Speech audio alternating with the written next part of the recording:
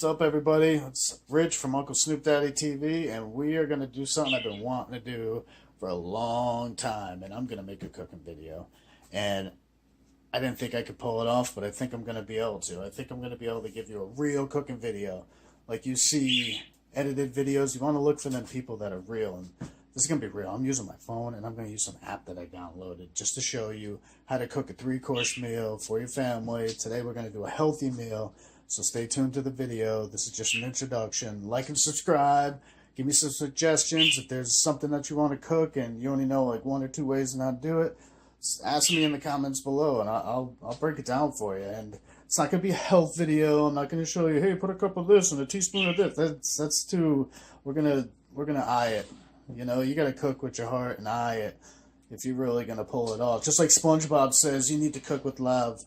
So I'm telling you, like and subscribe, give me some suggestions, and stay tuned for UncleSnoopDaDDy cooking.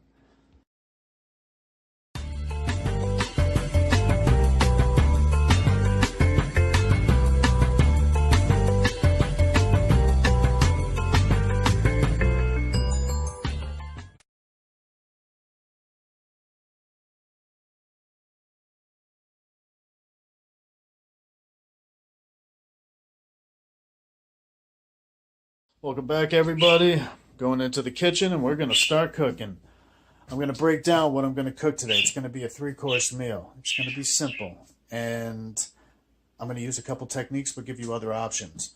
Like I said before, I'm not going to break it down with like tablespoons of this, tablespoons of that. So if that's what you're looking for, I'm not breaking it down like that. I like to do all mine by eye. Right now, I don't even know what the spices and stuff I'm going to use. Stay tuned to the video, and you'll understand that comment more. We're just gonna go. Like right now, we're gonna go. So this is what I'm gonna do. I'm gonna break down how I'm gonna cook everything, and then you decide if you want to stay tuned and watch how we do it and watch how it comes out. 3-course meal: chicken, escarole, white rice. This is how we're gonna do it.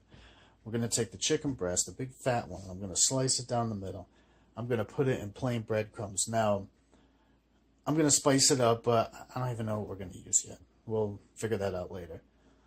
And I'm gonna not use the basic method like the dry, wet, dry with the egg and the flour. I'm not gonna do that. I'm gonna rinse my chicken off because it's thin enough, and I'm gonna put it in the breadcrumb mixture, and I'm gonna put it in an air fryer.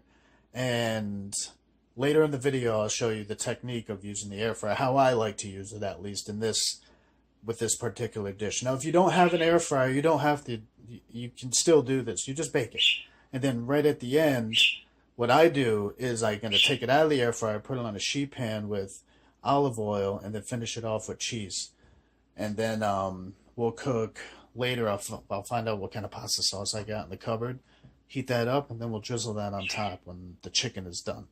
So I'm going to show you how to do that later in the video. The next thing is escarole. We're going to cook escarole and white beans.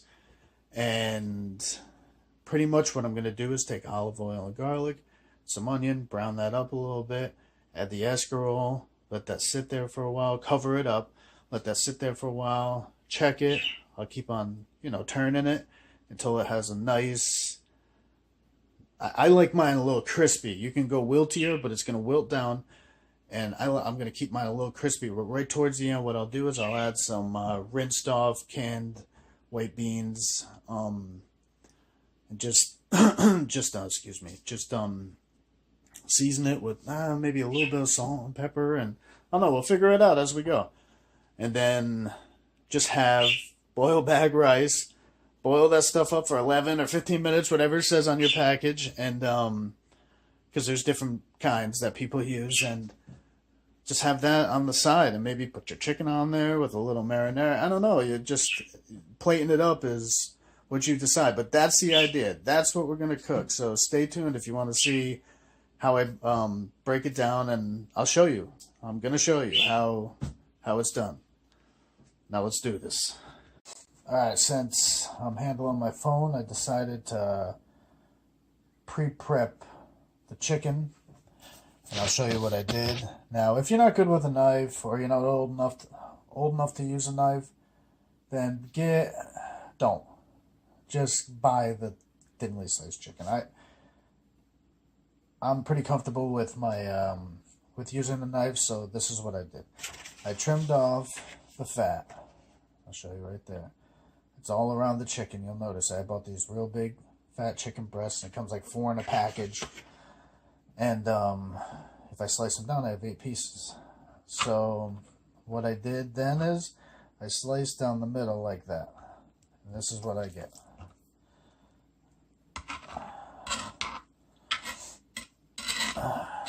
Now you see there's, get pieces like that, or one really nice piece. So if you're cooking for your, you know, your in-laws, that's the piece you give with that. And then, you know, you got other piece. The bottom isn't so, you know, perfect, but it works. So that's what I do, and that's the before breading process. But like I said, they do sell it thinly sliced, and they do come, you know, all a lot better. But it's too thin. That's why I like to do this. It's just really too thin, and I think I'm getting more for my money this way. And I also use a plastic cutting board for chicken, and I have it the color red to symbolize meat. And so that way, you know, we just know that's the chicken cutting board. But for my vegetables, even though it's not a common practice, I like to use wood. It just gives me that grandma feeling, like when my grandma used to cook in this big wood cutting board. So I prefer that with totally separate knives and all that stuff. But here you go. That's how I prepare my chicken.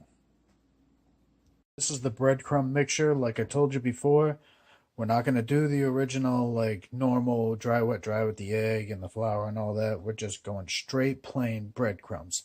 And then I decided I want to give a little twist. You know, we're kind of making an Italian chicken parm style and, you know, Italian like escarole. So I used herbs de Provence, and that's kind of like a French spice. You'll see how this is going to tie in. It's usually like in your stores. That's the green stuff you see over the top. Usually the ones in the stores, they have savory, marjoram, rosemary, thyme, oregano. It's a mixture of those spices. It's, you know, it's common in French cuisine, but since we're doing Italian, I thought it'd be a nice little twist to add that in there. And those a lot of those spices, like the rosemary and the oregano, those are in Italian cooking as well. And then I add a little sea salt. I like sea salt a lot better than any other kind of salts. Just a little bit, because I prefer no salt, but sometimes, like with breadcrumbs or mashed potatoes, you need to put something in it, or vegetables. And I have a salt that I'm going to use for escarole that, stay tuned when I show you that one, that is something like a spice that I went out and found for vegetables, and a salt. And then like the herbs de Provence, if I'm pronouncing that right. If you see it at the store, now you know what it is, go pick it up. It's really, really good. It gives it a little twist, and that's what we're going to bread our chicken with. So for the next clip, I'm going to show you how we use the air fryer. So here we have a couple pieces of chicken that are already breaded and in the air fryer. Now, on the bottom of the air fryer, I did use an olive oil spray. I like to use olive oil because it's kind of like the better, healthier kind of oil to use, as far as I've read, and it tastes a lot better. So I used a little spray on the bottom, and even though it's an air fryer, you know, once you get used to this thing, this ain't a video promoting this, I just really like it. Once you get used to it, you know little tricks to do with certain foods, and this is just one I do with my chicken. So next to it, this is what I did. See how it's lightly breaded? It doesn't have that big heavy coat on it, and that's what I like. You know, that's what I'm going for. So for, you know, because I'm touching my phone and stuff, I'm using a fork, and I already went both sides. And then it's alright if it overlaps in the air fryer a little, because you're going to check it. I like to put mine on intervals about, I don't know, in between 5 and 10 minutes somewhere, and just keep on checking it and moving it.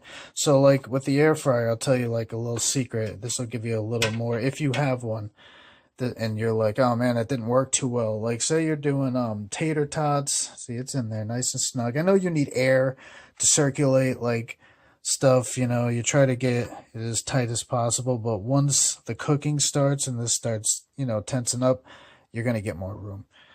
And so, like, if you put a whole bag of, like, tater tots, this is the example of an air fryer I like to give, and you put it in there and you just cook it for like 20 minutes, the tater tots in the middle and stuff, they're going to be soggy, and the ones on the bottom and the top are going to be real crispy. So what you got to do is you got to set your air fryer for like in between 5 and 10 minutes. Just pick whatever your favorite number is. If it's in between five, just pick 8 or something, and just open it up and shake the basket, kind of like you're using a deep fryer. When you're using a deep fryer, and you got to like kind of shake the basket a little. You got to do the same thing with an air fryer. And if you keep on doing that with like tater tots, and like if you keep on moving the chicken around, you're going to get what you're looking for, the look, that you're looking for, like the deep fryer look. So then I'm going to bring it over here to the unit. I'm going to put it in.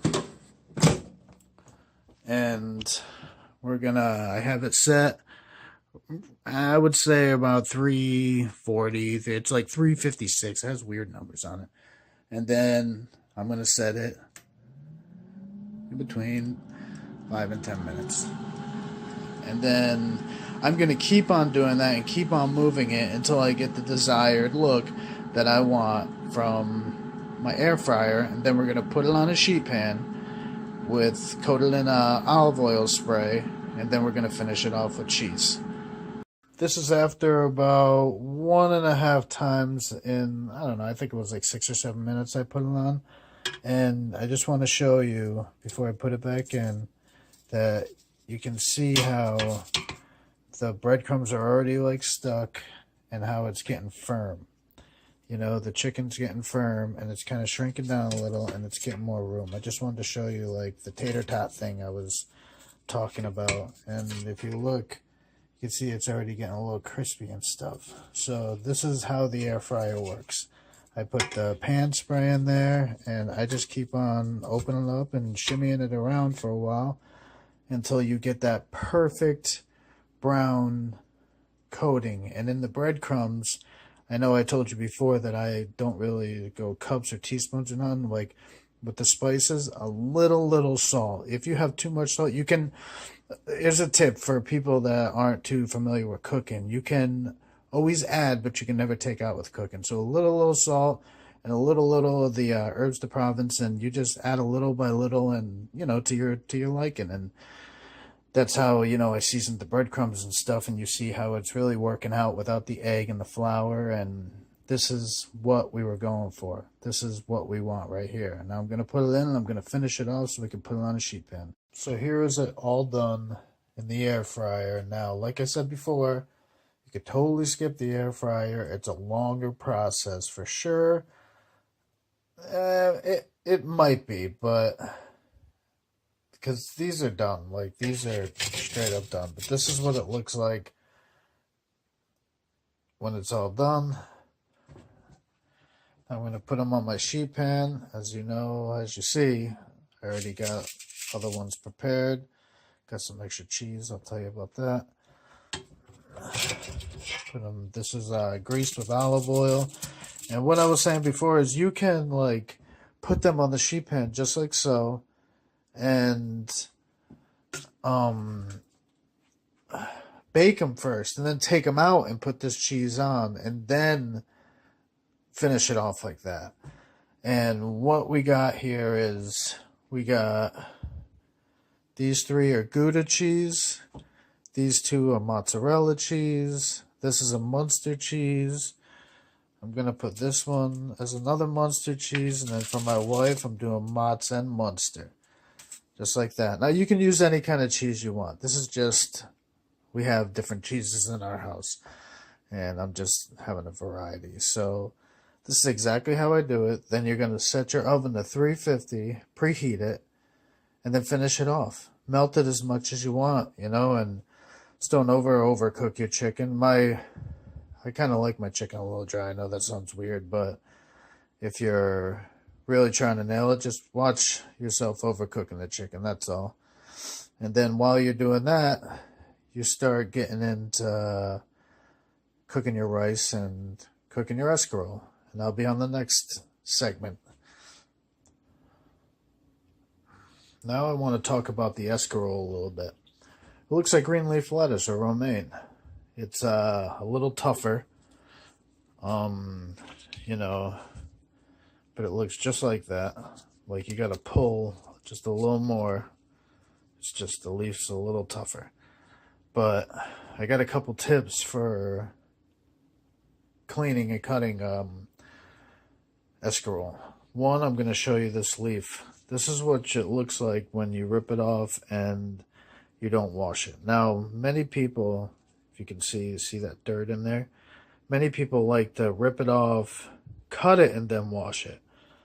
This is one of my tips. Rip it off like this, wash it like this, set it aside. Get all your leaves washed one by one. Yeah, this is a lot of work. This is easy. It comes right off. And then it's going to look like this.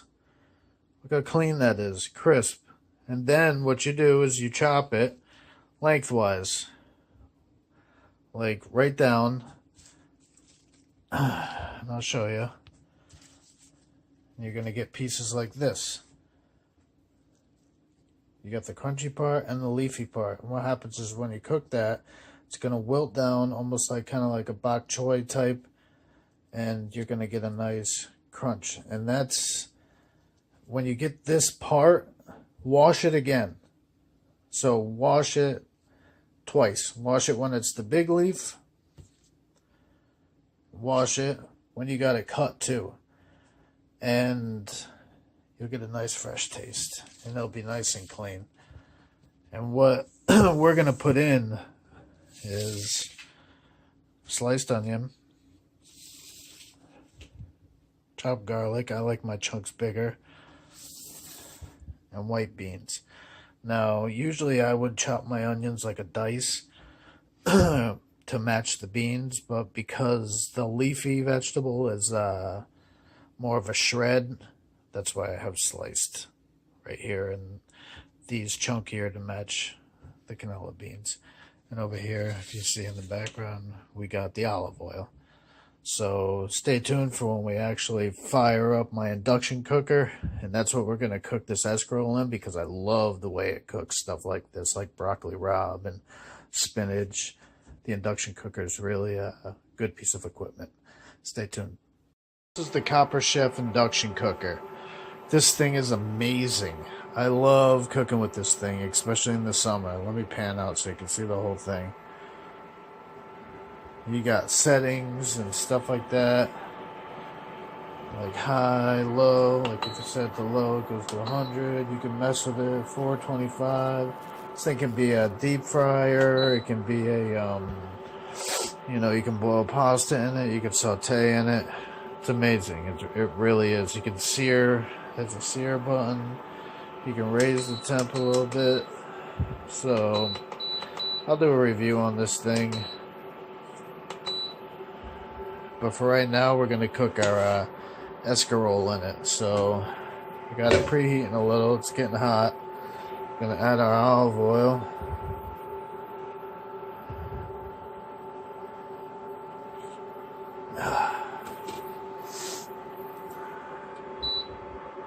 See how it shuts off when you lift it up?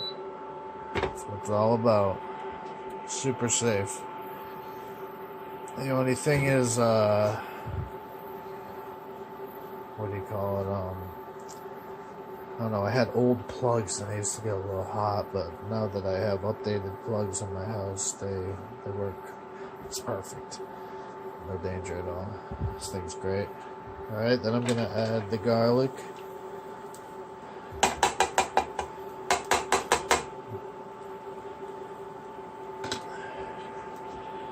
I'm going to put the lid back on. Now I'm going to let the garlic brown up a little bit, because I like it to brown up a little bit before I put my onion in there, because I don't want the taste and stuff of that to like mix together. So we'll come back in a second and add our onion. So I turned the heat down a little bit, and see how we have that nice golden brown. It was getting a little too hot. It's a nice golden brown.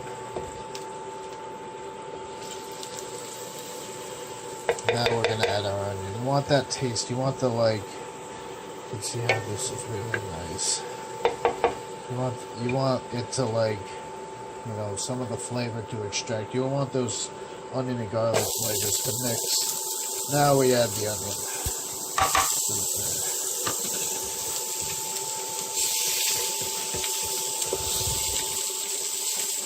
And I'll just toss it around a little bit.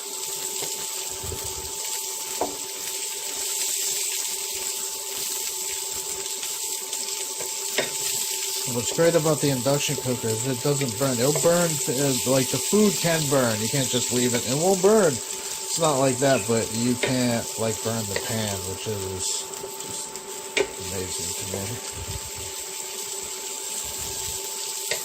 So we're just kind of tossing around a little bit.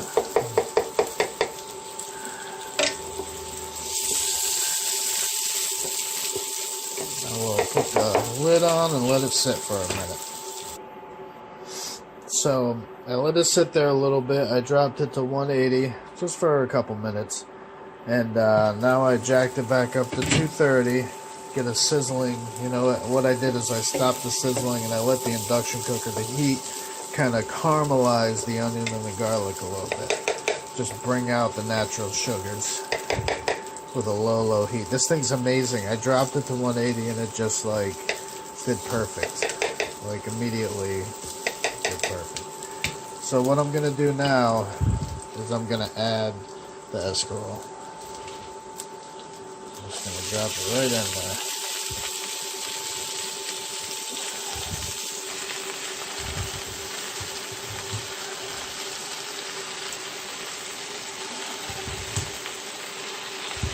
Now the chicken's cooking, the cheese is melting, and I drop the rice. I'll get to that in a second. Now, I'm just going to put a whole bed of it right on top. The water is going to get down there in the onion and garlic, and it won't burn or nothing like that. But what I'm going to do is I'm going to show you the two spices I'm going to season this up with. I told you I had something a little special for the vegetables earlier. It's celery salt. I think this is, I'm just going to sprinkle a little on top, not too much, and then crushed mint for the bitterness. Just a little bit, some shakes, you get it really in there, you know, you can always add, remember you can't take out, but with this, and then now I'm going to put the lid on. We're at 230 and I'm going to let it sit. Now what you got to remember is, with the celery salt, it gives the vegetables a more of a flavor than like a regular just salt. It's kind of almost like a seasoning for vegetables. I really love celery salt. I went out and I had to have it in my spice rack. It crushed mint. It just works perfect with bitter kind of vegetables. Just add a little bit and it's going to mix well together. You'll see. Alright, we're going to let this sit for a minute and wilt down and come back and flip it over. Now, while that was going, the escarole, I dropped the rice, bagged white rice.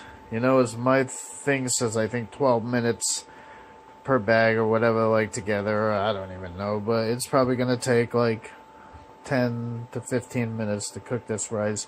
If you put a lid on it, it cooks a lot better. I'm a true believer in lids. You know, it just makes everything cook better. Potatoes, corn, rice. And then over here, I got in a low heat. I got some spaghetti sauce for the chicken. I'm just going to let that simmer for a while. Not even simmer. Just get hot enough. And it's just a basic store-bought garlic and onion. I'm going to turn it up just a little to 2. My oven has numbers, so we're going to go to a 2 heat. And then just check it every now and then. You don't want to burn it. That's the worst thing in the world is burning spaghetti sauce. So, we're going to let them two cook while the escarole cooks and the chicken is melting right now. And we're almost done. We're coming to the final stretch. Alright, we're going to give the escarole its first flip. I'm going to take the lid off. Look at that. Oh man, my house smells amazing. I haven't mixed in the spices or nothing yet. I left it just like you saw it. Just a bed. Look at this. Oh man. I'm gonna try to kind of roll it. It's hard holding the phone, but I'm trying to make this real.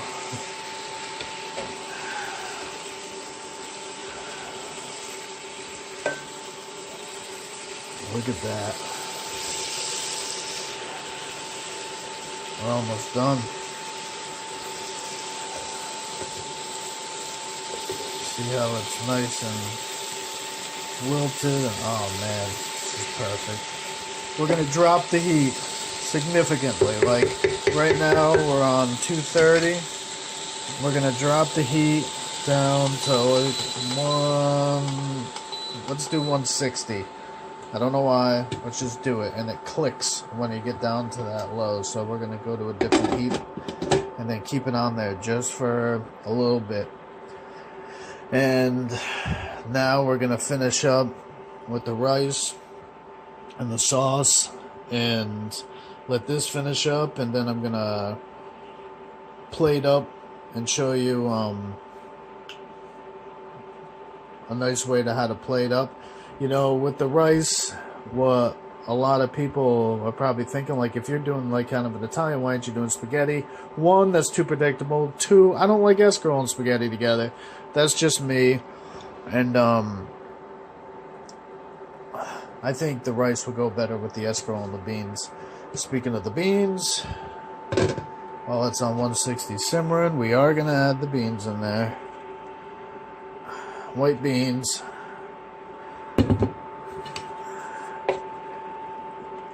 Mix it in.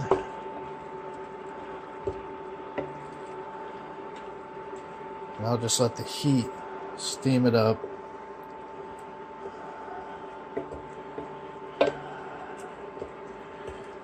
Oh man, that is good stuff. I mean, a lot of people that make this dish, they put stock in it. That's like a really good way of making escarole and beans. A lot of people put stock. If I had to choose my stock because of the color and the bitterness, I would use a beef stock. But if you want to keep it vegetarian, you'd use a vegetable stock. Or if you just want to keep it kind of traditional, go ahead and use a chicken stock. But me, personally, I use a beef stock. But I would rather not have a stock. I'd rather have just the vegetable and the beans as a nice side to my chicken. Alright, we're going to put the lid on. Gonna let that sit in the heat for a while. Then we're gonna get everything ready to go. This is the chicken right out of the oven. I just wanted to show you how it looks. You got that nice, look at that crispy cheese right there. Looks like a nacho chip. I'm telling you, this is where it's at. UncleSnoopDaDDy TV. Cooking with UncleSnoopDaDDy. Look how juicy that is from the air fryer. See that? That's what the love is all about right there. Give it the extra love, you get the best taste. So the chicken's done. The escarole's just about done. Let's come over here. I'll show you. I turned it up just a little. I want a little sizzle. And now we're just going to put on keep warm at 150. Going to stir it up. I just wanted a little more brown on it. It was done.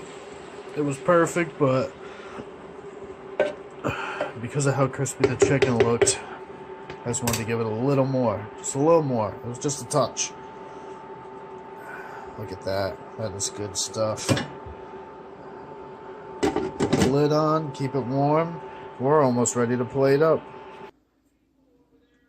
So here's the plate up. I wanted to do it. It was really hard doing it holding the phone, so I wanted to set it up and show you exactly how this should be eaten, that I think. That's how I would eat it. Hey, look at that. The escarole, onions and beans with the mint and the celery salt. That looks delicious. This is a piece of Gouda chicken. It looks like the nacho cheese things. That's just amazing with the white rice. And to top it off, this is what we're going to do. We got the hot pasta sauce right here. I'm going to take a little spoon, a soup spoon. I like to use a soup spoon. and then drizzle it right on top, just like that.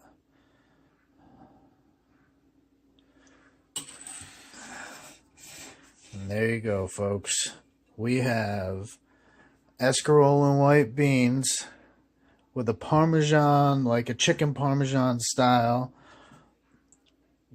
breaded chicken on top of a bed of white rice. There it is, right there. That's your 3-course meal. It's healthy. It's easy to make if you take out the air fryer part. You saw it. There's like nothing to it. Bagged white rice and just plain chicken, plain breadcrumbs. Here it is right here.